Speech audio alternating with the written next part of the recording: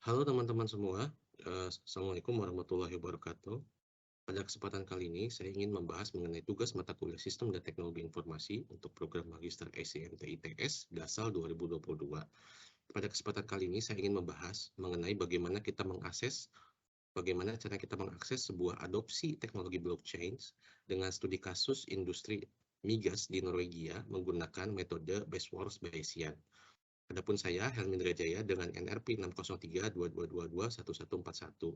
Paper ini merupakan sebuah paper yang ditulis oleh Ziaul Hakmunim dan kawan-kawan yang kita akan bahas mengenai penggunaannya dalam teknologi blockchain. Permasalahan utama yang kalau kita lihat dari paper ini adalah sebenarnya keberhasilan blockchain itu sendiri masih jarang ditemui ya, terutama bagaimana mengintegrasikan blockchain itu ke dalam sebuah sistem bisnis proses manajemen di sebuah perusahaan. Itu masih sangat terbatas. Kemudian yang kedua, sebagian besar studi itu banyaknya berfokus pada pengembangan arsitektur blockchain itu sendiri, tetapi belum banyak yang berfokus pada adopsi teknologinya. Kemudian sebagian besar pelaku industri juga tidak begitu tahu bagaimana sih memanfaatkan mengadopsi blockchain ini secara efektif. Nah, tujuan dari paper ini sebenarnya ada dua pertanyaan nih yang kalau kita ingin kemukakan atau dijawab dari tantangan studi ini adalah pertama, apa faktor terpenting yang mempengaruhi adopsi teknologi blockchain dalam perusahaan minyak dan gas di Norwegia? Kemudian tahap adopsi mana yang merupakan tahap yang paling disukai di perusahaan minyak dan gas raksasa Norwegia untuk adopsi blockchain?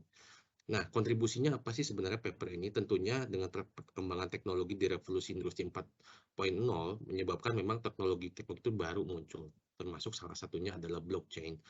Nah, pada fase transisi energi terutama bagaimana kita berubah dari energi yang fosil menuju energi yang renewable, itu artinya kita akan adanya sebuah efisiensi. Nah, efisiensi ini bisa sangat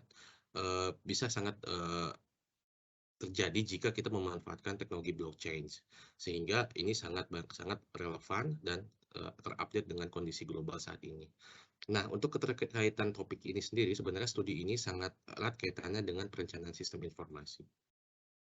Kalau kita melihat framework yang dijelaskan dari paper, sebenarnya framework itu awalnya kita melangkah dari 3 step ya. Pertama, data, kemudian framework-nya itu sendiri, dan langkah-langkahnya seperti apa. Nah, dari data, di sini penulis mengemukakan ada 10 data yang digunakan dari 10 responden, yang semuanya sebenarnya muncul dari beberapa perusahaan migas yang ada di Norwegia, seperti Aker BP, kemudian Equinor, kemudian BW Offshore, ada DNV. Ini beberapa contoh, sebenarnya dari keempat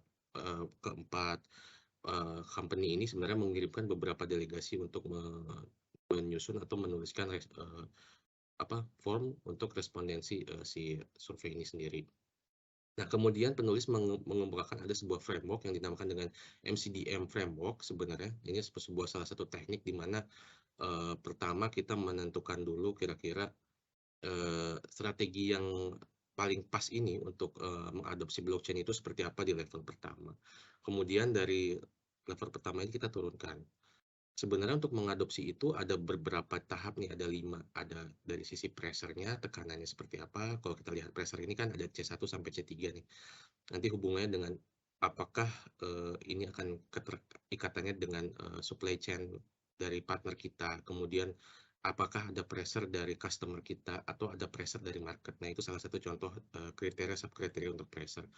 Lain halnya dengan drivers. Drivers ini sebenarnya kita juga punya 3 subkriteria ya. Drivers ini subkriterianya adalah bagaimana meningkatkan keamanan dari informasi, kemudian juga reducing atau mengurangi dari impact dari cost operasi, dan yang terakhir adalah meningkatkan dari uh, trackability atau traceability dari sebuah informasi. Begitupun dengan organization barrier, supply chain related barriers, dan teknologi barriers yang semuanya sebenarnya ada level 2 sebagai kriteria dan subkriteria, sehingga nanti dari 10 responden tadi mengisi kira-kira scoring untuk setiap kriteria, subkriterianya itu seperti apa. Jadi dari level 1 hingga 9 mereka diberikan form dan suruh mengisi dari level 1 which is itu lebih related dengan sesuatu yang sama berhubungan sampai yang tidak berhubungan gitu. Nah, langkah-langkahnya seperti apa? Pertama, tentunya kita mengidentifikasi dulu kriteria dan subkriteria yang tadi saya jelaskan. Kemudian dari identifikasi kriteria itu dan subkriteria, kita akan menentukan mana yang the best, mana yang the worst tadi, dari skala 1 sampai yang 9 tadi. Kemudian kita bandingkan nih, dari yang the best terhadap the worst atau dari angka skor tertentu, begitupun sebaliknya. Jadi ada dua pendekatan, ada pendekatan best, ada pendekatan worst, yang dalam eh, poin 4 setelah kita membandingkan kriterianya, kita menentukan yang namanya bobot. Karena dari dua perbandingan tadi, dari dua tabel atau dua form yang sudah dihasilkan tadi itu akan menghasilkan sebuah bobot. Nah, bobot ini untuk apa? Bobot ini nanti akan digunakan dalam skor prioritasi di tahap 6. Nah, tahap 6 inilah yang kita gunakan sebagai alternatif kalau kita lihat di framework ini. Ada terkait dengan single use, localization, substitution, dan transformation.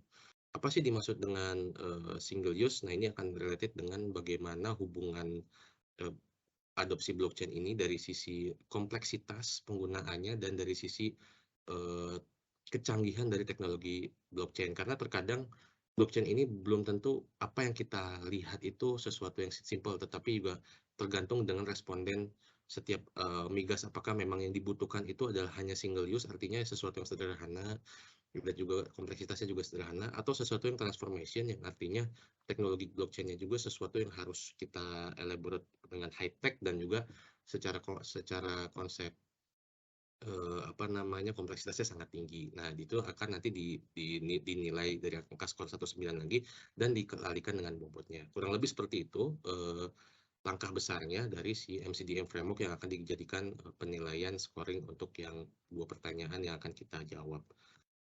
Nah, ini hasil pembahasannya. Jadi kurang lebih sebenarnya tahapan adopsi blockchain itu yang lebih diterima itu ternyata tahapan dari transformation. Artinya responden dari 10 orang ini dari 4 perusahaan migas raksasa di Norwegia menyatakan bahwa mereka membutuhkan sebuah konsep blockchain yang high tech dan juga dengan kompleksitas yang tinggi. Nah, ini dilihat pada tabel 7 di bawah ini sebenarnya secara overall single use, localization, substitution, dan transformation, nilai dari transformation itu overall itu di 0,898. Sangat tinggi dibandingkan dengan single use, localization, atau substitution. Nah, kemudian faktor-faktor apa yang mempengaruhi adopsi blockchain tersebut?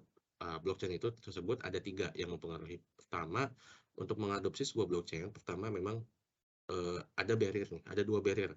Pertama adalah tantangan terkait dengan kurangnya ketersediaan tenaga ahli yang mengerti tentang blockchain. Yang kedua adalah kurangnya kolaborasi partner supply chain. Karena kan untuk melihat supply chain ini tidak hanya dari sisi kita sebagai self company, tetapi juga melihat integrasinya dengan beberapa perusahaan lain.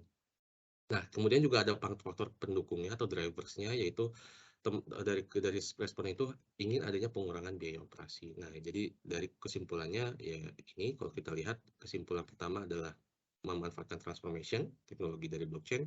Yang ketiga adalah ini adalah 3 faktor yang ada yang bisa menghambat atau bisa mendorong adopsi dari blockchain itu sendiri.